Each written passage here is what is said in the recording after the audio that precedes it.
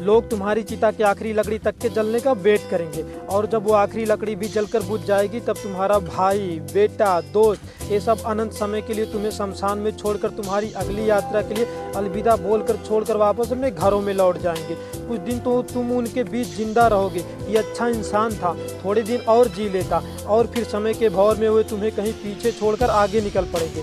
वे तुम्हारा वापस आने का वेट नहीं करेंगे, क्योंकि उनको पता होता है जो एक बार चला गया वापस नहीं आता, तो वेट करने से क्या फ़ायदा।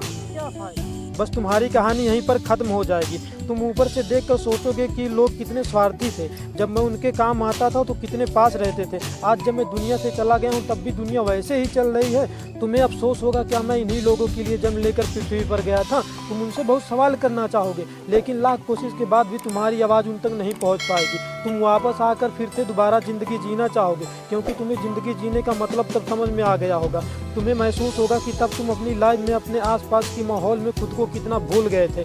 तुम्हें जवाब मिल चुका होगा कि क्यों तुम अपने सपने पूरा नहीं कर पाए, क्यों तुम अपने सपनों की गाड़ी नहीं खरीद पाए, क्यों तुम अपने सपनों का घर नहीं बना पाए, क्यों तुम अपने बच्चों को अच्छी शिक्षा नहीं दे पाए, क्यों तुम अपना करोड़ों का बिजनेस खड़ा नहीं कर पाए, क्यों तुम्हारे सपने सिर्फ सपने बन के रह गए। तुम्हें सबसे बड़ी सीख ये मिल चुकी होगी कि अगर अगले जन्म में कुछ भी न कर पाए ना, तो कम से कम टाइम वेस्ट नहीं करूँगा। तुम चाहोगे कि काश 2 मिनट, सिर्फ 2 मिनट और मिल जाएं तो हिस्ट्री में जाके अपने बेटे के साथ खेल सकूं, अपनी बेटी की शादी किसी और के साथ करा सकूं, अपनी माँ से अपनी गलतियों की माफ़ी मांग सकूं, अपने पापा के सहारे की लकड़ी का किसी अपने हाथ से सहारा दे सकूं।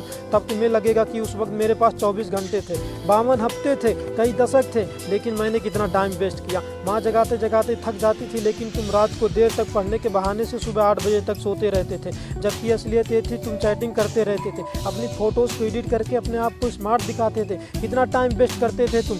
जब माँ का फ़ोन आता था तो तुम अपनी जवानी वाली प्यार के साथ बिजी रहते थे, और जब तुम्हारी माँ सो जाती थी तब तुम फॉर्मेलिटी के लिए एक मिस कॉल छोड़ दिया करते थे, ताकि तुम ये दिखावा कर सको कि तुमने इतनी रात को भी कॉल पिक किया।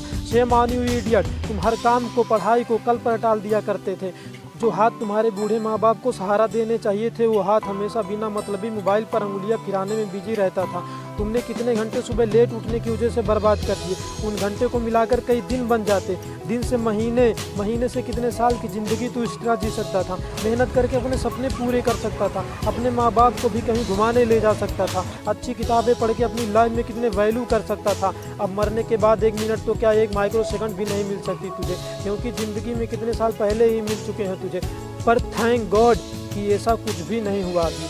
तुम अभी मरे नहीं हो। थैंक गॉड कि आज तुम थैंक गॉड बोलने के लायक इस धरती पर बचे हुए हो। तुम्हारा वक्त, तुम्हारे सपने अब भी पूरे नहीं हुए हैं। तुम्हारे माँ बाप, घर वाले अब भी तुम्हारे सफल होने का वेट कर रहे हैं। तुम्हारा दिल अब भी तुम्हारे सपने पूरे करने का वेट कर रहा है। थैंक गॉड कि तुम्हारे हाथ की घड़ी अब भी तुम्हें वो दिन दिखाने का वेट कर रही है, जब तुम एक हीरो की तरह लोगों के सामने खड़े होंगे और लोग तुम्हारी रियल कहानियाँ सुनकर आंसुओं से भर जाएंगे, मोटिवेट होंगे। और उन लोगों को सबसे ज़्यादा अफसोस होगा जिन्होंने तुम्हें कुछ साल पहले मेहनत का नकारा ढोंगी कहा था, लेकिन फिर भी तुम्हारे मन में उनके लिए 1% भी बुरी भावना नहीं होगी।